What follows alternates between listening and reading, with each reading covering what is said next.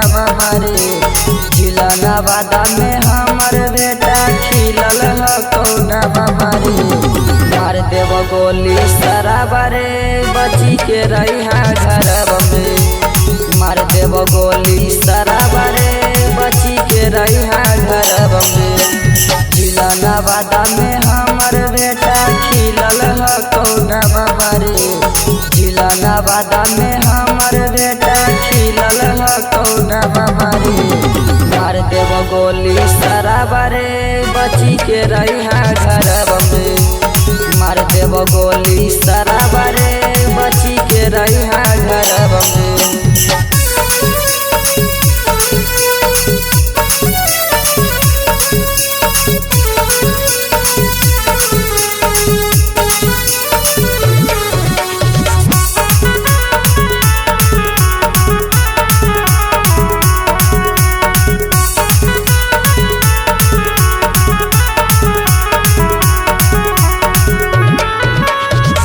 नवादा जिला में हमर चलो हा कौ शासन रे।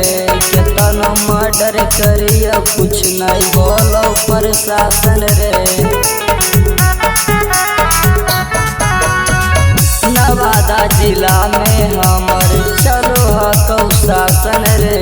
केतनो मर्डर करिय कुछ नहीं बोलो प्रशासन रे।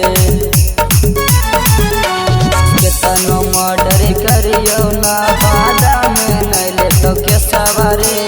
केतनो मर्डर करियो नवादा में नहीं ले तो के सवारे। मार देव बहिन घरवा रे खुशी के तोर घरवा में।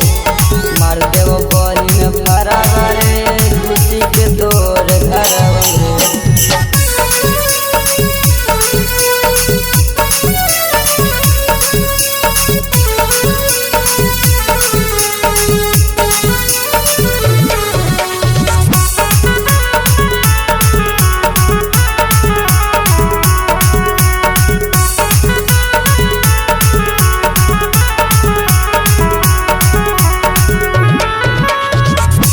रवेश यादव के नवादा में हकौ गैंग रे। केतनो मर्डर करवा की सुन के दिमागवा हो जीतो हैंग रे।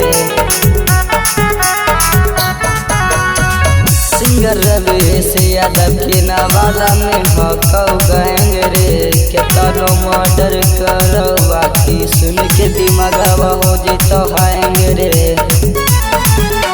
हमारा से डरो नवादा वाला थाना मारे। हमारा से डरो नवादा वाला थाना मारे। मार देव गोली सराबा रे बची के रहिहा घरवा में। मार देव गोली सराबा रे बची के रहिहा घरवा में।